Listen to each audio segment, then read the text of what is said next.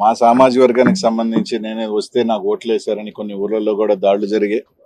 కొన్ని ఊర్లలో భయభ్రాంతులు కూడా కొన్ని జరగడం జరిగింది. వినుకొండ కానీ, సత్తెనపల్లి కానీ. అలాగే ఒక సోదరుడు ఆత్మహత్య కూడా చేసుకున్నాడు, ఒక ఉప సర్పంచ్ సత్తెనపల్లి. తప్పకుండా వాళ్ళందరినీ కూడా కలుస్తాం, వాళ్ళకి భరోసా ఇచ్చే కార్యక్రమం చేస్తాం. ఈరోజు వాళ్ళకి ప్రజలు మ్యాండేట్ ఇచ్చారు. తప్పకుండా వాళ్ళు చేసిన హామీలన్నీ కూడా మంచి చేయాలి మనస్ఫూర్తిగా, ప్రజలకి మంచి చేయాలి మనస్ఫూర్తిగా కూడా కోరుకుంటాం.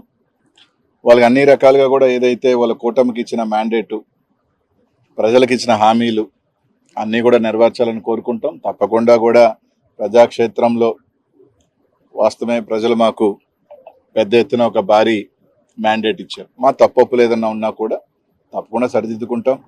ప్రజలకి నిరంతరం మళ్ళీ అందుబాటులో ఉండే కార్యక్రమాలు తొందరలో కూడా మళ్ళీ వాళ్ళకి కూడా కొంత అవకాశం ఇస్తాం. న్యూ గవర్నమెంట్ కాబట్టి తప్పకుండా కూడా తప్పులు చేస్తే ప్రజల పక్షాన్ని నిలబెడతాం, మా కార్యకర్తల పక్షాన్ని నిలబెడతాం. ఈ రోజుకి కూడా జగన్మోహన్ రెడ్డి గారు ఒంటరిగా పోటీ చేసినా కూడా 40% ఓట్ షేరు ఈరోజు జగన్మోహన్ రెడ్డి గారు సాధించుకోగలిగారు. సీట్లు రాకపోయినప్పుడు కూడా దాదాపు 40% ఓట్ షేర్తో ఈరోజు జగన్మోహన్ రెడ్డి గారు ఉన్నారు. మళ్ళీ బౌన్స్ బ్యాక్ అవుతాం, ప్రజల పక్షాన్ని నిలబడతామని చెప్పి తెలియజేస్తా ఉన్నాం. కొంతమంది అనిల్ అజ్ఞాతంలోకి వెళ్ళిపోయాడు. ఎన్నికలైంది 4వ తారీఖున, 6-7 రోజులైంది. దీని లోపలికి అడిగి పారిపోతాం. నాకేమీ దాదాపు 2009 నుంచి 2019 దాకా దాదాపు ప్రతిపక్షమే. కేవలం 5 సంవత్సరాలే అధికారం. దాంట్లో కూడా చివరి 2 సంవత్సరాలు ఒక రకంగా స్థానికంగా నాకు అనేక ఇబ్బందులే పడ్డా. దానివల్ల దాదాపు 15 సంవత్సరాలు నా రాజకీయ జీవితంలో, 10 సంవత్సరాలు, ఇంకొక 5 సంవత్సరాలు ఉంటాం. దానివల్ల ఏదో ఇబ్బంది పడిపోయేది. తప్పకుండా ఏ దానికైనా కూడా ఏం చేసినా కూడా సిద్ధంగా కూడా ఉంటాం. రాజకీయాల్లోకి వచ్చిన తర్వాత ఏ నిర్ణయం తీసుకున్నా, ఏ దానికి చేసినా కూడా కట్టుబడి ఉంటేనే కదా రాజకీయాల్లోకి వస్తాం. నిజమే, మా వల్ల పొరపాట్లు, లేకపోతే మేము అధికారంలో ఉన్నప్పుడు కొన్ని మా రకరకాల వల్ల మేము ఓటమి చెందొచ్చు. తప్పు ఓటమి చెందినంత మాత్రాన దాన్ని సరిదిద్దుకొని మళ్ళీ వెళ్తాం. మాలో లోపాలేంటి? కొంతమంది చెప్తా ఉన్నారు మంత్రుల వల్ల, నోటు దూల వల్ల ఓడిపోయారు, మంత్రులు దీనివల్ల ఓడిపోయారని. రైట్, నిజంగా మా పొరపాట్లు ఉంటే ఎవరైనా కానీ తప్పకుండా మా తరపున సరి చేసుకోవాలంటే సరి చేసుకుంటాం. ప్రజలు మేము అలా ఉన్నాం కాబట్టి మాకు ఈ మ్యాండేట్ ఇచ్చారు మా అందరికీ అనుకుంటే తప్పకుండా దానికి సంబంధించి సరిదిద్దుకొని ఇంకా మెరుగ్గా వెళ్తాం.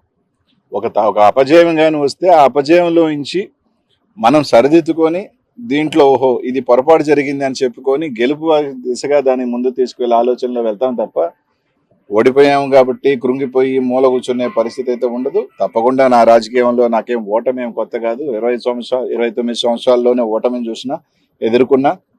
భగవంతుడి దయ వల్ల కొంతమంది కోరుకున్నట్టు ఒక చిన్న స్థాయి వ్యక్తిని, ఎవరు అండదండలు లేకపోయినా ఈ రాష్ట్రంలో చిన్న వయసులోనే 2 సార్లు ఎమ్మెల్యే అయినా ఉండి, మంత్రి అయినా ఉండి.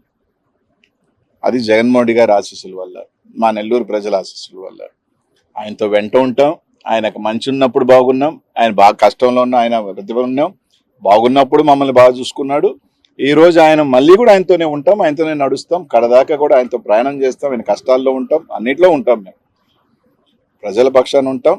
వాళ్ళు కానీ ఏదైతే హామీలు ఇచ్చారో లేకపోతే ఖచ్చితంగా నిలదీసే కార్యక్రమం కూడా చేస్తాం. కానీ దాంట్లో మాలో లోపాలని సరిదిద్దుకుంటాం. తప్పకుండా కొందరు చెప్పినట్టు మాలో ఏమైనా లోపాలు ఉన్నాయి ఉంటేనే ఏదో చిన్న చిన్న ఉంటే తప్పకుండా సరిదిద్దుకొని ఇంకా మెరుగ్గా వచ్చే కార్యక్రమం చేస్తాం.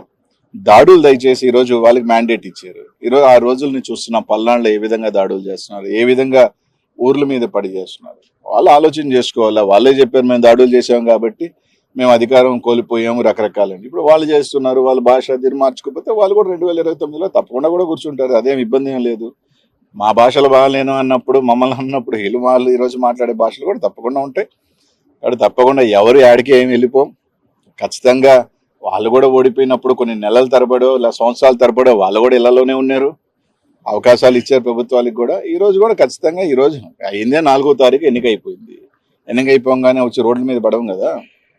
వచ్చిన తర్వాత ఆ ప్రభుత్వానికి టైం ఇస్తాం, వెచ్చి ఉంటాం. అంతమించి ఇంకేం లేదు.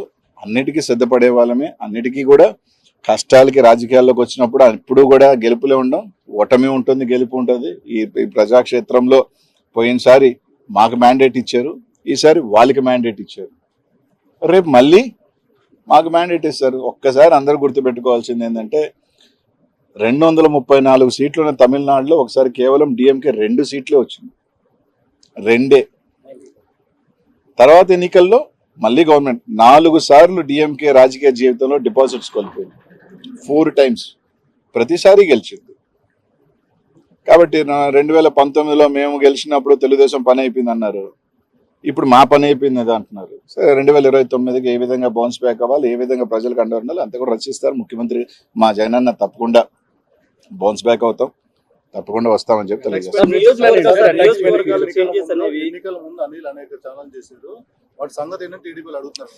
ఇప్పుడు ఒకసారి మీరు అందరూ ఆలోచన చేయాలా, నేను ఛాలెంజ్ విసిరాను కానీ ఛాలెంజ్ ఎవరు తీసుకోవాలి.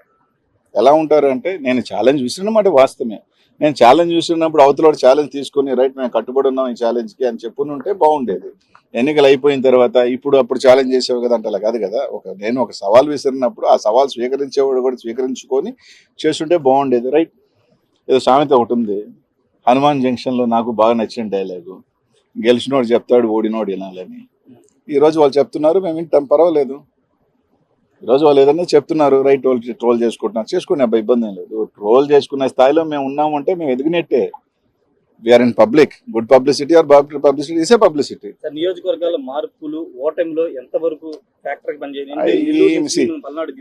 ఏమైనా ఇప్పుడు పల్నాడులో నాకు 40,000 ఓట్లు ఎమ్మెల్యేల కన్నా ఎక్కువ వచ్చినాయి కదా, అంటే మీ కొరకే కాదు ఓవరాల్ చెప్తున్నా. కాబట్టి అదేం పెద్ద నేను కోరుకోను, ఎందుకంటే ఇంత పెద్ద ఎలక్షన్ దీంట్లో కొన్ని దగ్గరలా చూసుకున్నప్పుడు రకరకాల అనుమానాలు ఉన్నాయి, రకరకాలు ఉన్నాయి. కాబట్టి అదేం పెద్ద ఫ్యాక్టర్ ఏమైనా అనుకోను.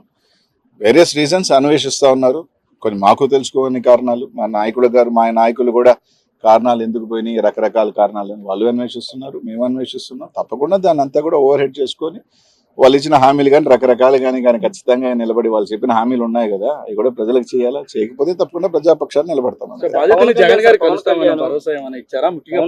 తప్పకుండా ప్రతి ఒక్క కార్యకర్త కూడా జగన్మోహన్ రెడ్డి గారు అండగా ఉంటారు, మేము అందరం కూడా అండగా ఉంటాం. తొందరలోనే దానికి సంబంధించింది కూడా ఇది చేస్తాం. తప్పకుండానే అందరం కూడా ఎప్పుడు కూడా ఏ గవర్నమెంట్కి అయినా కూడా కొంత టైం అనేది ఇస్తారు, ఎవరైనా కూడా ఒక 6 months 1 year దేనికైనా కూడా స్టార్టింగ్ పీరియడ్ ఉంటుంది, వేచి ఉంటాం. తప్పకుండా వాచ్ చేస్తాం, చూస్తాం, మంచి చేస్తే తప్పకుండా మంచి చేయాలని కోరుకుంటాం. పవన్ కళ్యాణ్ అసెంబ్లీకి గేట్ కూడా తాకనివ్వని నేను అనలేదే, అసెంబ్లీకి పంపించిన అసెంబ్లీకి వెళ్ళడం చెప్పారు. నేను అనలేదే, జనసేన కార్యకర్తలు పెద్ద ఎత్తున మీ మీద ట్రోల్ చేస్తున్నారు.